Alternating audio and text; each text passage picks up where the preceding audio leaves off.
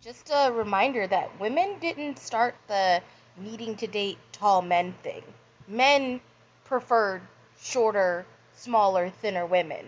Men equate petiteness with femininity and then fetishize that.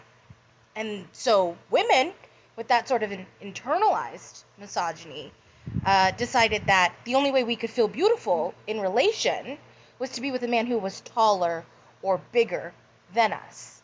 So we could feel small and petite and know that they valued that in us. Just letting you guys know.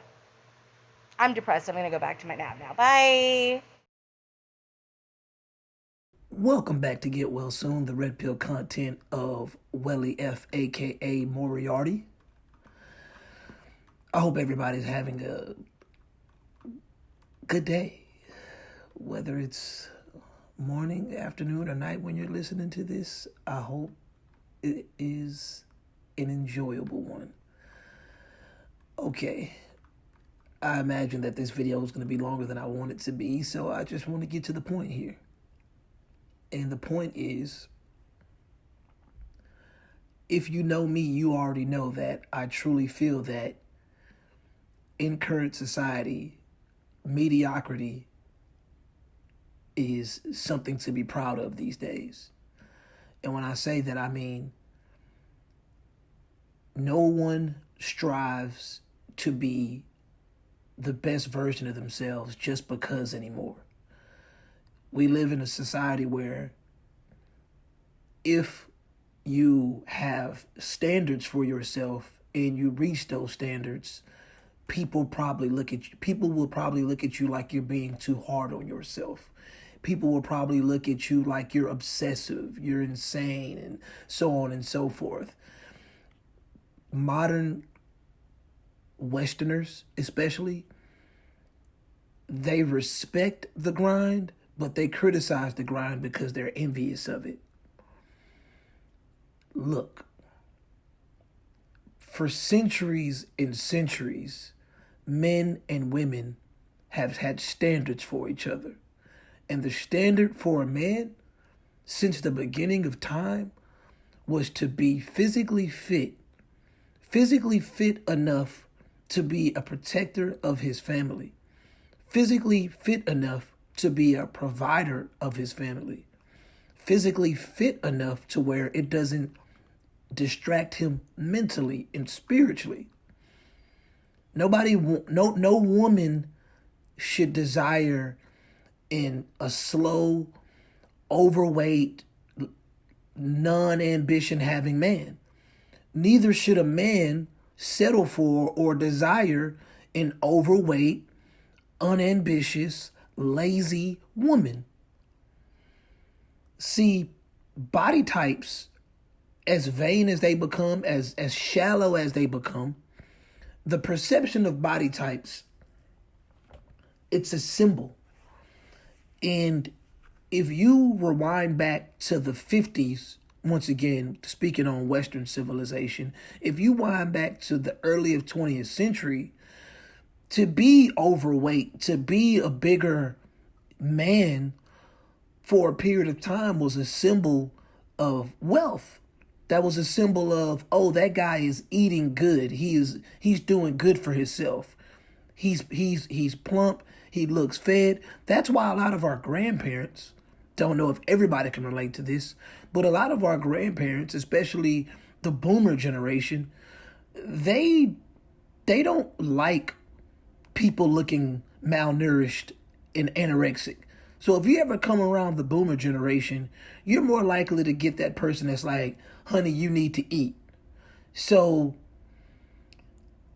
I really believe that that has contributed to the surge of obese women that run around America demanding their man be tall in stature, physically fit, and not even chiseled, but that thickness that shows that, okay, this man is masculine.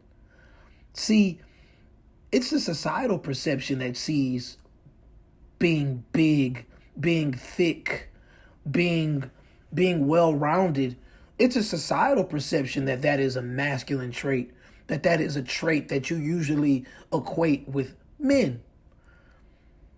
But since third and fourth wave feminism has come about, and with the pressure from boomer grandparents and older generations, just you got to understand these older generations, the 60s and 70s, when runway modeling started becoming a thing, even before that, skinny women was something that was desired when it came to the on-screen perception of a woman.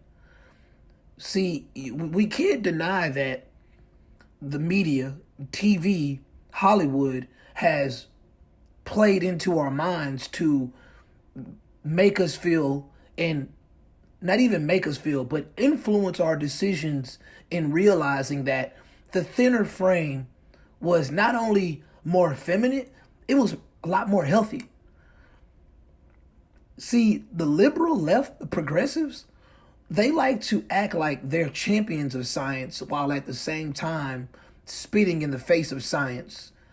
When science says, hey, this is a healthier body weight, they look at science and say, screw you, don't tell me what to do with my body.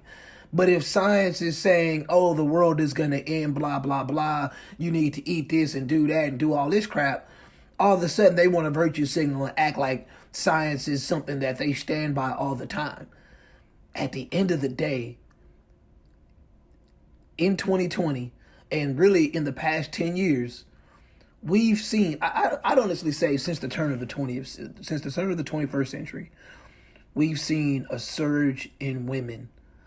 And speaking even from a black male perspective, and I told somebody this the other day, if you rewind back to the times of,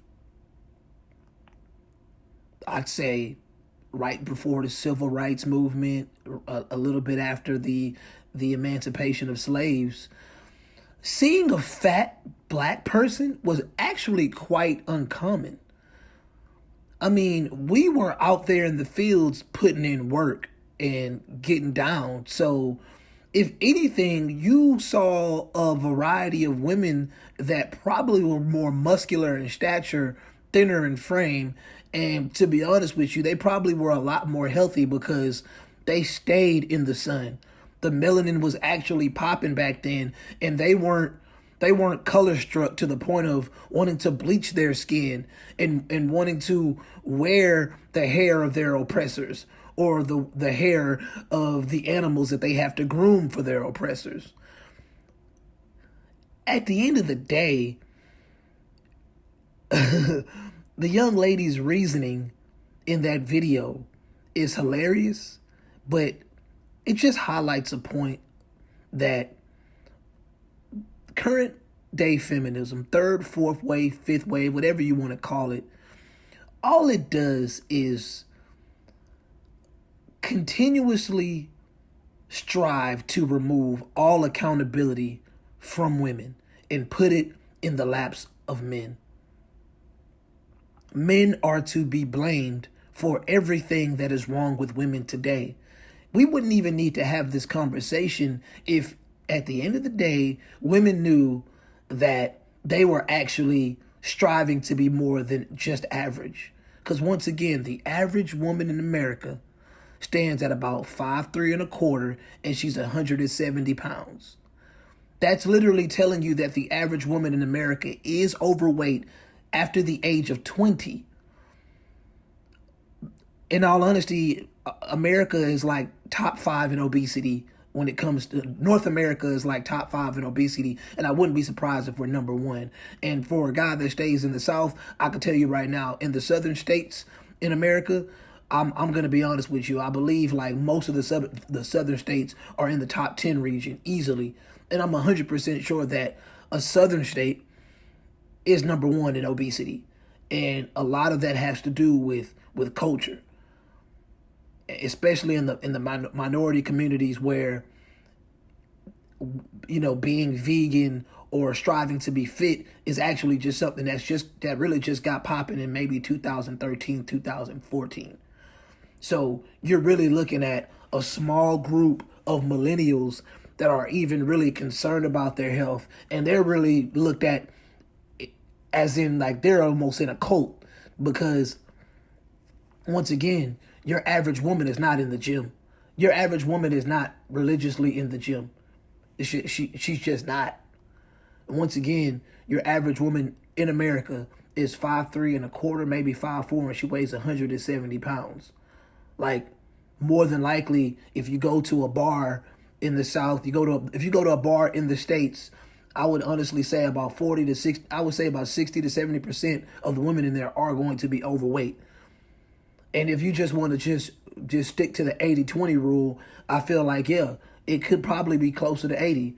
And that 20 to 25% that's in there, they're probably, they're probably pushing obesity depending on their age, but the younger they are, the thinner they are. And this woman in this video calls it internalized misogyny when, once again, if you're being honest about science, if you're being intellectually honest, you would know that that petiteness, that thinness, that femininity is really, it really equates more to child rearing. See, men can no longer use that excuse anymore because so many blue pill simps and cucks, they're so willing to hump on these land whales that a lot of these land whales feel like, why do I need to be better if I'm already getting male validation? So now that women are getting that male validation through sexual attention, they have no reason to strive for better, but they can still demand more of you because they know that you kind of need them and their validation. See, when you're a simp, when you're a pussy beggar, when you're a blue pill cuck, you desire, you basically beg for the vagina due to the fact that that vagina is validation for you. So if they're telling you to get fit, they're telling you you need to be taller. That's why you see a subgroup of men that are willing to go, because with men it's not really just the physical, the stature. They have to have status too. They have to bring the money. So so women acting like tall men and short, like that's really just a ignorant group of women that's online, that's probably more along the lines of being people on the female dating strategy Reddit. But for the most part, women are all about not only stature but status. So if you're an average man, which in America, the average man in America is about 5'9", 170, 180. So to be honest with you, the average man in America at the age of 20 is actually, honestly, probably at his alpha body, at his alpha state. That's really like before the age of 25 is like a really good age for men, especially a lot of the men that grow up in America that are affiliated with sports. Like, you don't really start seeing men cross that obesity threshold until like closer to 40, and depending on the job they do. But for the most part, most women can only be mad at a man for balding, but just your average man being fat, that's not really the case. But your average woman being fat, that is the case. And the statistics prove it. You can try to deny science all you want to and try to make science fit your narrative, but the fact of the matter is, most of the guys that you come across, they might not have the chiseled jawbones, they might not have the immaculate hairline, blase, blase, but there are a lot of men out there that are doing well for themselves, and for the most part, on an average level of attraction or attractiveness, there are men there. It's just that men are required to be elite in order to get the attention of the average woman. You hear about the 95-5 rule, the 90-10 rule. At the end of the day, you have a very small fraction of men that are able to get any type of woman. And when you think about that fraction of men, they're usually tall, handsome, have money. Once again, it's stature, status. This man could be like Rick Ross, and I don't know if you're familiar with the rapper Rick Ross. He could be an overweight guy like the rapper Rick Ross, but as long as he has status, which comes with his status, is it's money, it's the fame, he can get any woman he wants. The average woman feels that they deserve a LeBron James. The average woman feels like they should be in the presence of a Tom Brady getting attention. This is what society is becoming, where the average woman feels like they should have access to the most elite men. And if you get enough red pill content, you'll hear about how dating apps and social media have changed the dynamic of dating. But long story short, and to get to the point, everything that pretty much happens in modern times is just due to the fact that we as a society together coddle the people that need to do better. And in this instance, it happens to be women making demands that they really shouldn't be making demands for. To require somebody to be petite, thin, and to exude femininity, it's not asking for a lot when that's your natural state. Requiring a man to grow 6 inches to gain another 10, 20, $30,000 on his salary just to take care of you, requiring a man to grow a hairline, like a lot of that stuff can't really be controlled outside of the salary. Yeah, and I don't understand why a man would want to increase his salary to get with an overweight, antidepressant popping average woman. Your average woman, and don't even get me started on the fact that your average woman in America, I'd say I believe it's almost like two out of three, or like 70% of them are on antidepressants. 70% of them are doing some type of coping with alcoholism, so on and so forth. American women are just generally unhealthy. We can really say American society is not the healthiest, but American women are extremely unhealthy. And the things that we're doing to coddle them in this society is only going to create a downward spiral that they're probably not going to bounce back from anytime soon. So, long story short, before any woman comes to you demanding for you to be elite, just make sure that you're demanding for them to be elite too. Because, in my opinion, a woman saying that a man needs to be 6'2", 6'3", make six figures, have a 7-inch cock, you can't demand that of me if you are not meeting the demands that I have. That's the bottom line. You can have all the demands you want in the world, but high status men that you guys glorify, they deserve to have those standards met too. And even the average man, an average man is still taller than your average woman. So a 5'10" man that isn't overweight, doing well for himself, he should be able to make those demands of a woman because he's met those demands. Stop trying to excuse your gluttonous, disgusting behavior. Stop it. It doesn't make any sense. And the last thing I'm going to say is, for my black men out there, understand these black feminists with their condescending way of speaking, with their fupas and overweight bellies, and just almost the most disgusting that we've seen in generations. Do not let these women steer you off on the wrong path away from your purpose. Remember, if they can make demands, you can make demands too.